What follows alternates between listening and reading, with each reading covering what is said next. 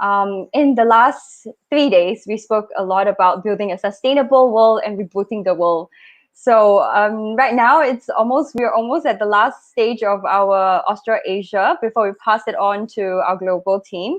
So one thing that, just to share that that came up while the team was like searching for ideas and thinking about, the theme rebooting the world, this domain called edge computing came up. And we started realizing like this was something that the technologists were talking about, of how it can be a force for good and how it can help us drive towards a sustainable future. And apparently, just like how cloud computing or the internet, this has arrived in the sphere of our technology evolution during this time. In fact, many companies that where we were doing our research has edge computing, these two words, in their roadmap for the next 12 months. So in our next session, I'm bringing in two experts to share with us on what is the future of edge computing and how can edge help us make the leap into this new decade of 5G, industrial revolution, and of course, a sustainable future. I know I have so many questions. If you're also just as curious about what these two words mean, just hang in there. I'm just gonna bring these two experts in the field who will help us navigate through, how can we leverage this thing, or what is edge, predictions, and more about this new era of technology we're in. Can I bring in Neville and Justin, please? Oh, hey, hi, Neville. Hi, thank you. Hi, so just a quick introduction before I hand off the stage to you both. Just for those who are listening in, if you have questions, please feel free to pop them in the chat. We'll take your questions along the way as well. So just some background, Neville Vincent, he's the Vice President at Nutanix, and he's responsible for all aspects of the company's businesses in these regions. I know you're taking care of ASEAN, India, Australia, and New Zealand. And Justin is actually dialing in from Japan, right? So it's pretty late for you in Japan, in Tokyo right now. Thank you so much for joining us. He's the field CTO for ABJ, for Nutanix, where he's responsible for guiding and articulating technical vision across all products and platforms in this region. Exactly what we need, because we really need to know what is edge computing and why does it matter to us, especially more so during this juncture. So over to you both. I'll just be in the back room. And then if you guys need anything, I'll pop in again or pop in with more questions from the audience. Thank you so much, Neville and Justin. Great, thanks, Vivian. Yeah, thanks, Vivian. So just a quick update on Nutanix. It may be a company that you may not have heard of in the past. So we're very fortunate to be leaders in cloud enterprise or enterprise cloud operating systems. And it isn't just at the core of the enterprise, but it's the operating system at the edge of the enterprise as well, where we certainly see the next sort of revolution of innovation is certainly going to come from. And so today, Justin and I are going to have a sort of a conversation, and we'd welcome you to join our conversation to really understand where do we think edge computing is going to go and what's the significance of edge computing.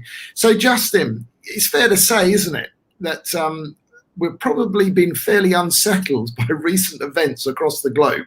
And so, what political or economic views you might have, has globalization, do you think, first of all, contributed to our situation? And has technology, in the way that we have been using technology, do you think contributed towards where we find ourselves at today? That's a big question to start with, but yeah, absolutely, right? The way that we've been working and living, of course, is a highly interconnected world. We've become massively globalized. I mean, you and I both know this very well. 6 months ago, our role was living on an airplane, right? Moving from country to country, talking to people in every kind of industry about how they're using technology. And now we find ourselves in a very different situation. And it's actually a fascinating opportunity, I think, to reevaluate what's necessary to get business done. What do we need to do to really accomplish? What are the things that matter, and what are the things we just did because that's what we've always done? And we've seen this at Nutanix with a lot of our customers, whether they're universities or big businesses, is that they're transforming how they work as well. So it's having a cascading effect. And I think we're just at the beginning of that conversation now. What's interesting is the opportunity it affords us about seeing as how we're starting effectively from scratch, reinventing what normal means. How can we do that in a way that's more sustainable going forward? And that's really, I think, where the opportunity lies. Yeah, I think you're absolutely right. I think in the last 30 years, globalization, I think everyone would agree, has fueled growth. But now a lot of people, given our situation and where travel is highly restricted, then we've got to start looking at national agendas and looking at the technologies that can help, maintain economic growth, but also be sustainable, protect our planet, protect us as individuals. What would you think the categories are, Justin, in terms of what political leaders should look at, what business leaders should look at? If you were to sort of categorize the areas that we need to reevaluate, and then we can then maybe talk about the technology that would then support those areas, what areas would you think they would be? Yeah, no, great question. I think there's a chance to reevaluate pretty much everything. And again, technology has a role to play. There's not a technological answer for everything, although that's that's my role, that's our role. But I think that we can look at things as fundamental as how we generate energy, how we move around, how we transport ourselves, what the food system looks like. How do we grow food? How do we move food from one place to the other and keep people fed? And these are big picture ideas, but they can really come down, I think, to brass tacks. Manufacturing, healthcare. Healthcare is huge, right? I mean, look at the impact that something as simple as an Apple Watch has had. The idea of wearables and democratizing healthcare information. So we're really just seeing the seeds being planted now of what's going to be a very different future across, I think, pretty much every sphere of our lives. No, I think, I agree with you. I think the things that we can look at are like the health and well-being, energy, materials. I mean, we've heard the commentary around smart cities before, or food and agriculture. So if we took those as some of the broader categories where we feel that the innovation is going to occur, and this innovation is going to be about driving economic growth, but do it in a sustainable, in a safe way. Let's take healthcare as an example. Sure. How do you think healthcare will have to change? I mean, we've seen it already today where, things have gone into the home. So now healthcare is extending into the home. The home has become the edge. Technology now needs to be present in the home for there to be maybe some sort of diagnosis. What do you think that could look like? Yeah, healthcare is an interesting one because it touches all of us. It's completely universal. And it's highly personal. So it's not just about how can I enable things like telemedicine or remote health, but how can I do so in a way that's private and secure and safe and trustworthy? And so when we think about technologies like edge computing that sound very vague and buzzwordy, that really gets down to something quite personal and direct. Like, how can I have technology enhance my healthcare outcomes while also maintaining my privacy? If I'm sending all my data to the public cloud, who knows where, it's very hard to keep confidence in what's happening. Yeah, so I suppose what you're saying, we can foresee a time where the edge compute is sort of a black box, but that black box, if you think about a lot of healthcare today, a lot of us will have a blood pressure monitor. Today, you can actually do blood analysis by sort of a finger prick. Actually put on monitors onto your body. I suppose we can foresee a world where that healthcare device, an all-in-one, all-encompassing evaluation device, could be check your blood pressure, check your blood, check a urine sample. All of that actually could be in an edge compute device, which will have a secure connections that then people can then start doing a lot of triage actually in the home itself. And there you're protected. I mean, today, none of us are really allowed to go out very much, but in that world, you wouldn't have to go out, would you? Right. Well, and think about the democratization of healthcare outcomes, right? I live in Tokyo. I live in the biggest city in the world. I've got 10 clinics within a 5-block walk of my house. I have great access to healthcare. and I'm very privileged in that regard. But think about someone living somewhere rural, or somewhere agricultural, someone born into poverty. Why should they have any different healthcare outcomes than we have here in a city? The technology is here to enable this. If we can use the edge and use telemedicine to push the expertise that might be concentrated in a major city out to people or wherever they are in the world, we can increase the outcomes for everyone. And so that's what gets me excited about this kind of thing, is it's not technology for technology's sake. It's actually solving real human problems by reevaluating how we do things. So if we go back to the sort of the black box that had all of the sensors in it, could be the blood pressure, the blood sense, whatever. Instead of that, in certain countries that could be in the home, but in other countries that could be in a smaller community. So again, it looks like we're beginning to see a sustainable technology at the edge is taking us back into micro communities again as well. And they're actually looking at bringing people together locally in more remote sort of villages or areas around the world. I mean, that's another possibility, isn't it? Well, I think the same thing about finance, right? Right before the travel bans started, I was in Indonesia talking to some experts there about microfinance and how so much of the financial service industry there is driven by peer-to-peer technology at the edge in the very, very remote part of the countries. And it's a completely different business model than traditional bank-driven finance. And so just another area where we're seeing community-led sustainable development that's empowered by technology. And it's simplified technology. It's very robust technology, and it's low cost now. And I think we've got to this point where technology at the edge is truly plug and play, but allowing us to do things that we haven't thought about. I'll take another category that that you spoke about earlier, which was agriculture. And so it was a really interesting edge example was that I was recently talking to a plantation owner of palm oil in Indonesia, where they were actually using industrial drones with technology, and these cameras were flying over these plantations, and they were doing video analytics on the color of the palm leaf in order to determine the quality of the soil as to where they actually needed to put nutrition to enhance yield. Now, this was for palm oil, but you could see that application working for other crops as well. And so here's an example of technology increasing yield and getting maximum sort of usage out of your technology and therefore your crop as well. So that was an interesting one for me. Is that something you've heard about as well?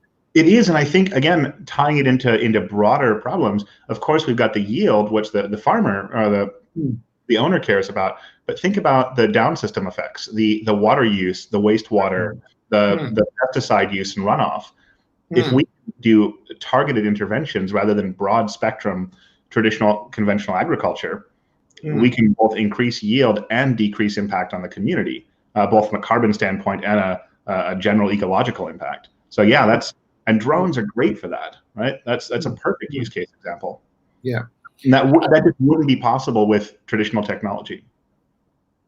So I think a question has just come up actually, and saying, what is edge computing in simple terms? Does it replace cloud compute? I think, well, I'll give that one a go, and obviously I'd like to get your comment as well, Justin. But we've got the public. I think there's three types of cloud in my view. We have the monolithic public cloud, we will have community cloud, and you have the edge cloud. And so all of these are cloud technologies, but they just have a different performance, different security, and different economics. And so the performance, the security, and economics of a public cloud is maybe different to that of a nearline, let's say, community cloud, and the same thing at the edge. All we're seeing is going from a large monolithic compute capability down to a miniaturized capability. So for me, it's essentially the same thing, just on a smaller level platform. What would your comment be, Justin? I think technically speaking, you're spot on. If I would flip it around and look at it from an outcome perspective, I think it's about personalization. It's about how can I get technology closer to my life or closer to my business, my residents, without sacrificing privacy or control. And I'll give you a great example. Think about autonomous or semi-autonomous cars, right? We all agree that's going to be a major direction for transport in the future, both from a safety and efficiency perspective. But if I had a self-driving car and I had to send all of the camera data and all the sensor data up to a public cloud to analyze that, should I stop at this red light? Well, I don't. That's not a situation where I want network latency or cloud computing to get in the way. Right? I want that decision made at the edge on the device. Whereas actually, if I could add to that as well, I suppose if we think about it today, there's a convergence of edge technology. So in a sense, our phones are like a mini cloud, aren't they? Because it's a ready-to-use compute capability. And today we will call a Grab or an Uber or whatever whatever hailing service that we want to use.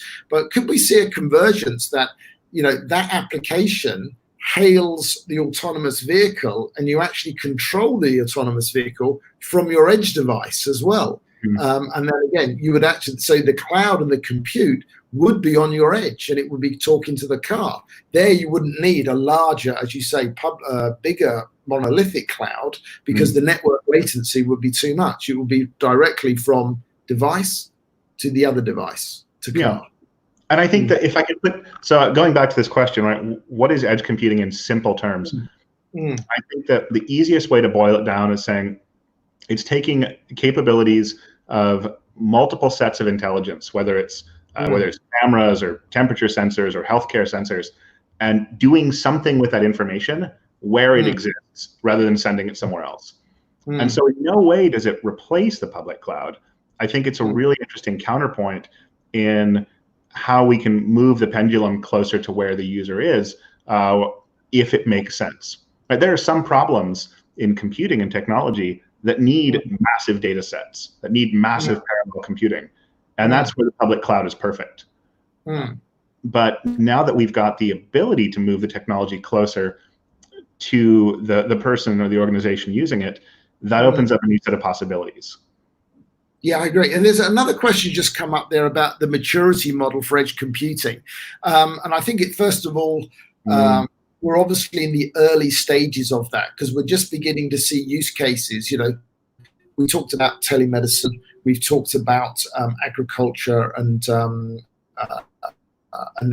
health, agriculture, health, we talked cities, we talked about finance. So I think we're still yet to see innovation. And I don't know if the standard maturity models of technology will apply to the edge. I don't know what your thoughts are there. And then the question goes on about what kinds of companies can immediately benefit. Well, I think we're already seeing benefit, as you said, in financial institutions can immediately benefit with, again, peer-to-peer microfinancing.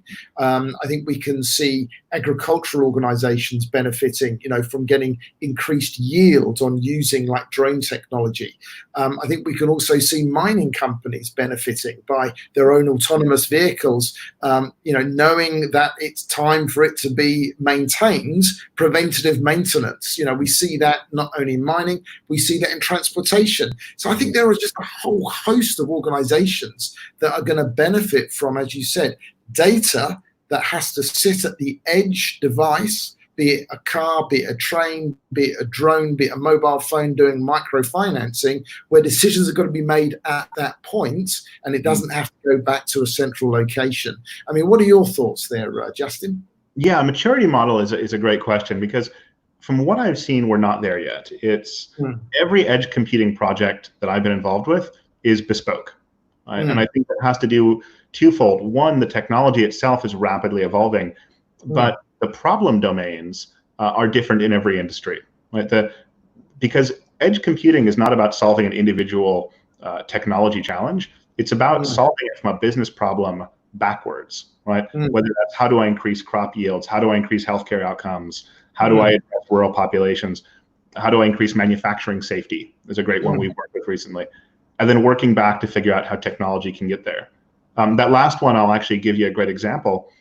Anyone that operates a factory, any place they're manufacturing, a shipyard, anywhere that's got people working in hazardous conditions, safety equipment and personal safety is the biggest issue in that industry. both a human cost and a cost to the business in downtime, in insurance, in healthcare, et cetera. And with edge computing, with intelligent sensors and cameras, we can very quickly identify completely automatically with AI safety hazards or preventative measures that haven't been taken, right? Something as simple as someone forgot to wear their hard hat or their safety vest on a site. Being able to see them, recognize them, send a message to their mobile device and say, hey, put on your hard hat. Right? That seems so simple, but the fact that it can be 24/7, because it's an AI, not a supervisor on the floor doing that, who can see everything everywhere, and the fact that it can massively increase the safety outcomes, which leads to better audit results, which leads to better business. So it really helps everyone. Yeah, and I was actually in Perth not so long back. Actually, this was before the COVID outbreak, and I was talking to a construction company, and they themselves, this was a real conversation, and they were looking at how they can increase the safety of their workers on construction sites. And so they were looking at almost like intelligent vests. And so if a worker got too close to a particular barrier or an edge, a device will go off, an audible alarm will go off, oh, Christ, I'm getting too close. And so it's just amazing how much innovation is occurring across, as you said, all industries, it be in construction, be in health, be in finance, it'd be in government services. There is so much happening in the edge, but you're right, it is not technology specific, it's outcome specific. And that's the most important thing, because every edge opportunity is very specific to an industry, to an outcome. I saw a great one too, really putting a human face on this, talking to a city here in APJ that was figuring out how can they better distribute social services. How can they, in this case, help people that are unhoused, particularly in inclement weather? And how can they find someone who's sleeping in a park or under a bridge somewhere? And there's a place for them to go. There are services to help, but connecting those services to those people in need has been the hard part.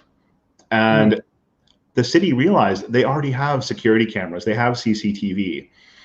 If they could have some type of intelligence processing that in real time, identify that, and then connect that with the people that can help directly, and again, do that while maintaining privacy by keeping the computing at the edge, that's a huge win for everyone. And I think when we talk about smart cities, it's not just about parking meters and water valves and that sort of thing. It's really about how can the full spectrum of social services also be distributed in a more equitable way with better outcomes. No, you're right, and I think maybe people are not realizing the technology that's occurring at the edge that's actually improving their lives as well. Have you got any other examples that have sort of come to mind that you've also seen of as well? Wow, there's so many. I think it's a fascinating time because it's very exploratory. Right? People are saying we've got problems to solve. We've got a world that's going through convulsive change. And again, and a lot of times, like that city example, the services and the ideas and the people to fix, or in the medical example, the neurosurgeon specialist who's halfway across the globe, the resources exist. They're just not widely distributed. And so looking at how we can solve that problem is going to be one of the major drivers of how can we build a sustainable and a more equitable world going forward. Yeah, there was a really interesting question that just popped up just now, actually, Justin, wasn't it? About how can we bring this infrastructure, these rural realities? We could take, let's take India as an example. We look at over 1 billion plus, I don't know what it is now, 1.2 billion population, large rural communities. How do we bring easy to use technology into a rural hotspot? Or Australia could be the same as well, such a large landmass. Is this is technology like 5G the transport mechanism to get it there with different stations instead of having to lay fiber everywhere? I once heard of in rural realities the farmer was digging, some horses died, and he needed to bury his horses, and he actually cut a fiber link to an internet access point, and actually killed it. And so sometimes you may think that fiber is safe, but maybe it's not. I mean, what's your thoughts there? Yeah, I think that connectivity at the edge will always be an issue, which is what's driven, I think, this idea of edge compute. Because the promise of telemedicine is not new. The promise of telework is not new. I read a piece from, I believe it was The Guardian from the 1970s, talking about teleworking. These ideas aren't new. And of course, increased bandwidth and things do enable amazing things like remote surgery. But edge computing is almost the counterpart to that, saying, what if we assume we can't or won't have reliable connectivity? How can we bring that intelligence out to the edge? And so in the medical example, in a rural community, I think it's going to have to be a partnership between the people that understand how to improve medical outcomes, whether it's through testing, through diagnostics, and then enabling that in a way that's self-contained and simple to use, and that can be mass-produced and distributed widely. Yeah, I think it goes back to the black box, like the black box device, doesn't it? And so, how do we bring the healthcare to rural communities that urban people already have those access to? As you were saying, you've got easy access. I think it comes down to that simple black box. It's an integrated appliance, which essentially is a server. It's a computer, and it's got some devices on it. Could be blood pressure monitor, finger prick for the blood analysis. It can actually do urine analysis, through probes, etc. Through different mechanisms. I think that's the type of thing that we're thinking about. That's the computer, essentially, isn't it? It's almost like an intelligent healthcare device in a community that people just come in, plug their arm in, plug their finger in, do what they have to do. And imagine if the outcomes could be programmed in using AI at the edge, and then if there's a need that exceeds the diagnostic capabilities, then you can look at an upstream connection or bringing in an expert. And that's the other piece of edge computing that's interesting, is you don't assume necessarily 100% lack of connection as well. Think about, I'll give a great example for someone we helped out in Europe. It's in the retail space. And they were having struggles with quality, with time, with delayed around food service, and so we helped them with an AI solution that enables faster checkout, faster movement through the system, but it relies on visual recognition of food and cues and things like that, and that AI can always be tweaked. If there's a false positive, what these edge systems will do at the end of the night or when they have connectivity, send the information back to the public cloud, or it can be processed, improve the AI model, and then push that out to the edge whenever they come back online. So if you think about, again, in the health context, what if we've learned a new way to use the sensors on a device to drive a better health outcome? We can update that information once and push it out and allow it to distribute whenever people have connectivity. And so the idea that the edge is not just intelligent, self-contained, but also does have the ability to update itself. It almost becomes like this distributed organism. It's fascinating. And I think what we also have to think about is how we generate power at the edge as well, because everything we've assumed here has power. And so I can see us now having instead of having grid systems, we've almost got microgrids around in communities, especially in rural locations as well. So we can see solar technology, battery technology, where people are going to be sharing energy amongst each other in these rural communities. So that means power is always going to be available, even though a main electricity grid may not be able to get there. And then you can have these edge devices as well. So any thoughts around energy? Yeah, energy is another great one, right? Because energy, much like finance, like so many other models since the Industrial Revolution, has been urban-centric. It's been focused on a large central hub and then distribute outwards, rather than a collective, a connected model. And in energy, the edge device is interesting because, of course, it requires power to run, but it can also make sure we're using and generating that power more efficiently, right? Whether it's smart metering, whether it's about understanding building systems and smart lighting. By making those intelligent decisions at a micro level, we can actually save a tremendous amount of power that makes the modest generation of available at the edge much more sustainable.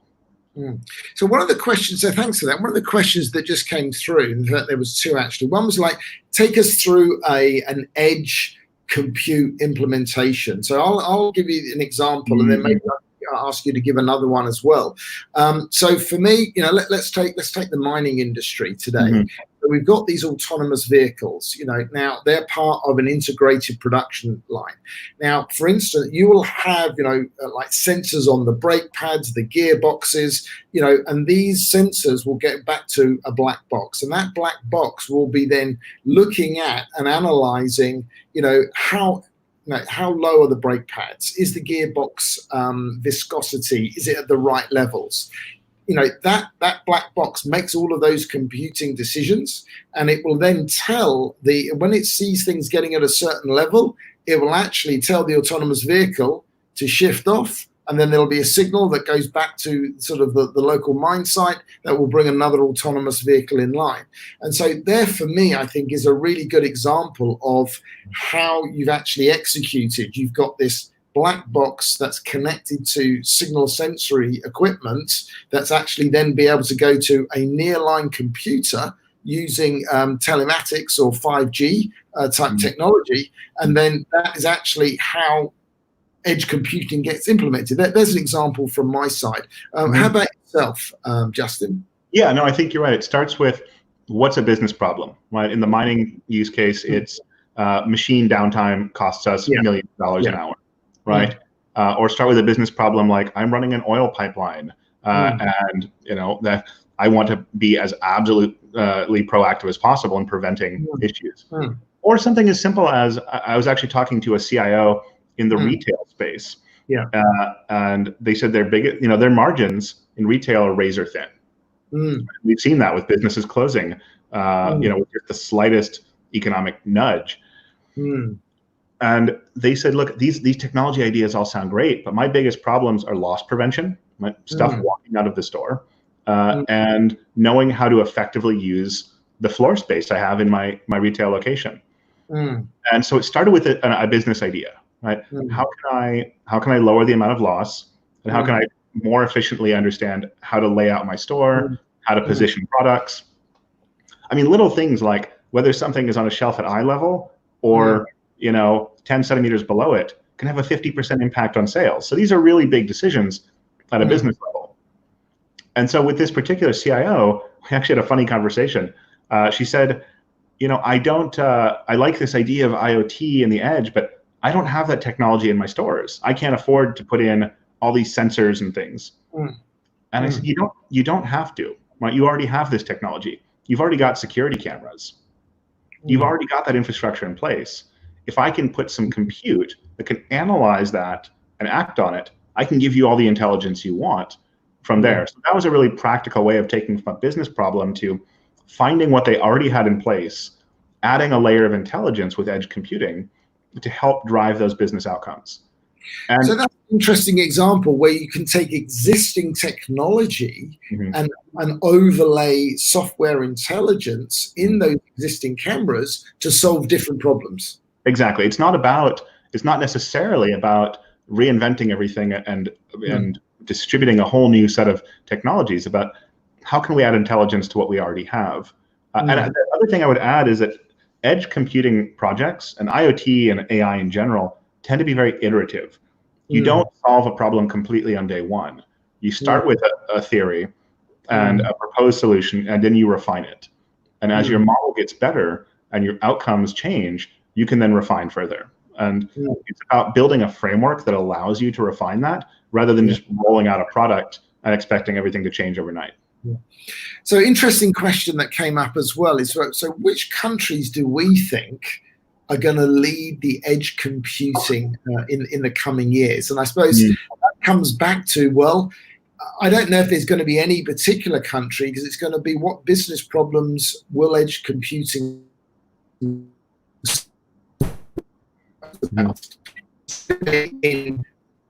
government services in cities. It's going to be in healthcare. It's going to be food and agriculture. It's going to be in finance. It's going to be in energy.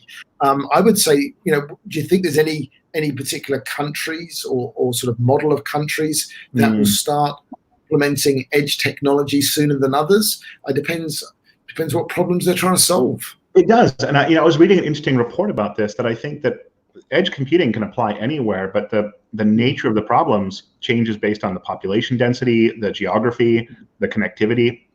A country like Australia, where you've got a massively distributed population, is going to have a different need for edge computing than a country like Japan, where a quarter of the population lives in one urban area. And edge computing can have great outcomes in both cases. It's just going to look very different.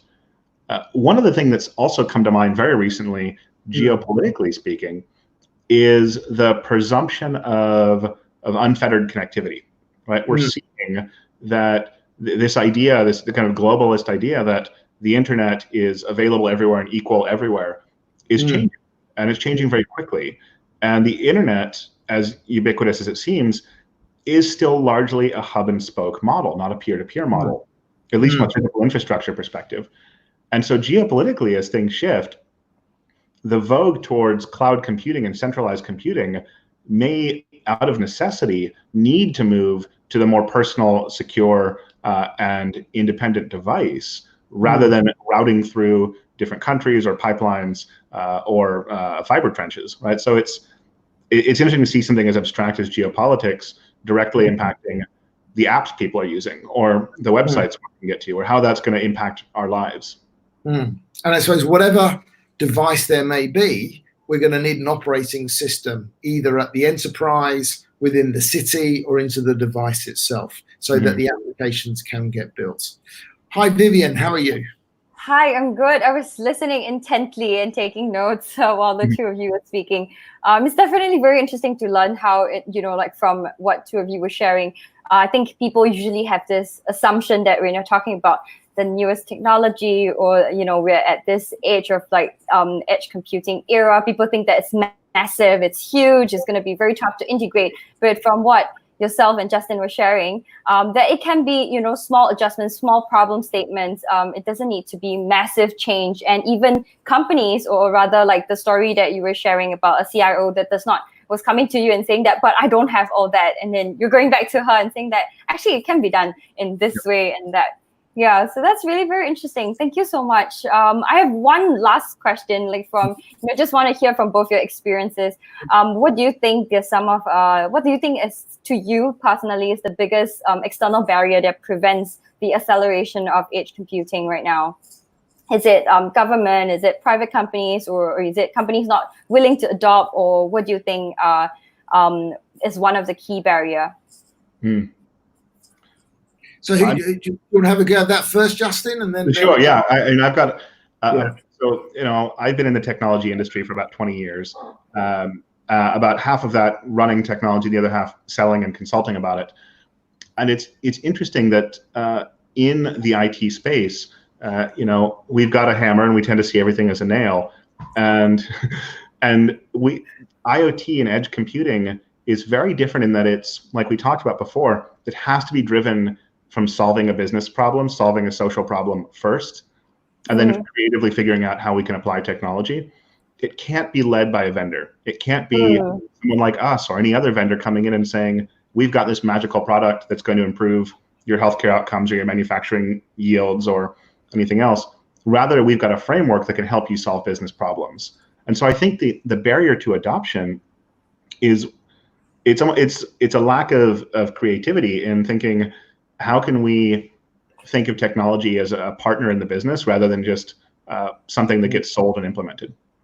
And I think, so I'd like to extend on what Justin's saying there, and that comes down to the educational system and what we can and how we educate our workforce. And it's I've got an 11-year-old daughter, and I look at the way that she's being educated, and I'm thinking, is she actually being encouraged to innovate, to experiment, to try new things, to challenge the norm. And I think what we've got to do is go back to our fundamental education system and really start fostering and supporting creativity, and doing that at a young age, so that innovation becomes just inherent in what we do. You know, a lot of people now are not really valuing doing a degree, are they? You know, they're actually valuing, you know, innovation and ideas and challenging the status quo. And I think we've got to feel good about that. You know, we've got to feel good about creating and supporting innovation. That's why I think Singapore has been on the right track, because it's really invested an awful lot in how to innovate. I know just recently there was an announcement in, I think it was a $500 million investment in the sort of the digitization of organizations to sustain themselves in the new world going forwards. You know, and that was about investing in innovation. Mm-hmm. Yeah, I think one question, I just have to take this question. So there are some, Ivan is asking as well, now that you're saying, you know, it's not just looking from a technology point of view, it's developing creative solutions as well. So does that mean that what kind of skill sets are required to work with these technology from a client and vendor perspective, right? To your question, to what Neville, you were saying about how, you know, you need to be innovative and things like that. So what would you say are some of the skill sets, you know, if I'm asking from a client or vendor perspective? Okay, I think the first thing that comes to mind is resilience. You know, and I don't know whether or not you would call resilience a skill set, but the ability to try and fail and see that as a learning point, I think is really important. You know, in Nutanix, we have this sort of like fail fast sort of mentality. You know, we have an idea, you want to bring it to market. Is it going to work? Is it not going to work? If it doesn't work, don't worry, let's move on, let's learn. And that sort of resilience, whether you would call that a behavioral attribute or a skill set, I think is a thing that we've got to start off with first. I would say that another really useful thing to think about is design thinking. Right? Think if you were building a product, a consumer product, and again, how do I solve a problem? How do I identify the scope of what an issue is? What are the externalities that impact that? And if I change something by X degrees, what will be the trickle-down effects of that? And so really taking an approach of thinking about what is the entirety of the system I want to impact, and what will be the consequences of that impact, and then working backwards towards how do I design a system from that? It's not necessary. Of course, there are technology skills that are helpful, and those will change incredibly rapidly. We're seeing the space shift. But I think, to Neville's point, more fundamentally, being curious, being resilient, being willing to fail and try new things, and thinking in broad systems are going to be the things that move us forward. Because to tie this back to the beginning, we're at an inflection point in human history. Not to sound too grandiose, but between the climate crisis, between the pandemic, between what we're seeing in the economy, the world is at an inflection point that we can make interesting choices, and it doesn't have to be an either-or prospect. We can use technology for good. We can be innovative, and we can solve these issues in a way that we come out stronger than before. Neville, your thoughts? So there's one other point I'd like. Yes, one other point as well. You talk about, the question was based on skill set, and so we talked a little bit about behavioral attributes. Then I think there are organizational attributes as well that actually enable the innovation to come out. And so I think instead of a sort of a hierarchical organization, I think we can see a much flatter, a more decentralized, a more empowered type of organizational structure that actually allows the idea to implement, to fail fast, to actually occur, and allow that within an organizational design. Sometimes a hierarchical design doesn't give you the agility or speed of approval, you know, and you have to go through multiple layers of gates, and actually the innovation gets squeezed out of the approval process. You know, so I think we have to look at organizational design as well as behavioral attributes as well. Yeah, and I think that's definitely key whenever we're talking about embracing or introducing new technologies to people that are, less open to changes, or rather they find it unfamiliar. So that was very interesting. We started with talking about edge computing, and then moving on to even talking about technology, how to even use the applications of edge computing as well. Is there anything else that you want to share? Any links for us to, hop on? Because I think there were people in the audience that were asking any more examples on like the energy sector and things like that. Is there any place that they can go to for information like that from you guys or any of your previous clients? Sure. So at the end of the day, we're talking about a lot of really big picture issues and ideas here, but the Nutanix, the company we work for, is a company that's helping businesses and organizations around the world solve the technology problems today while they start building towards things like edge computing. So if anyone that's watching right now is a technologist, wants to get a hands-on feel for what we do and how we simplify things, up to and including edge computing, we've got a great interactive free lab. You can try all of our products. We call it Test Drive. So I think we can put a link in the chat. Perfect. Again, if anyone here is a technologist or curious, this is a really great place to kind of get your feet wet and see what the cutting edge looks like in this corner of the industry.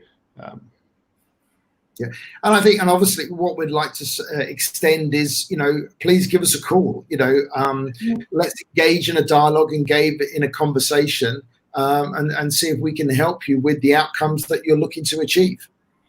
Exactly. Yeah. I mean, that's my role precisely, right? Is working with our most innovative customers and partners around Asia Pacific to solve these interesting problems and bring technology, not just ours, but a whole ecosystem of technology to bear. So yeah, don't hesitate to reach out.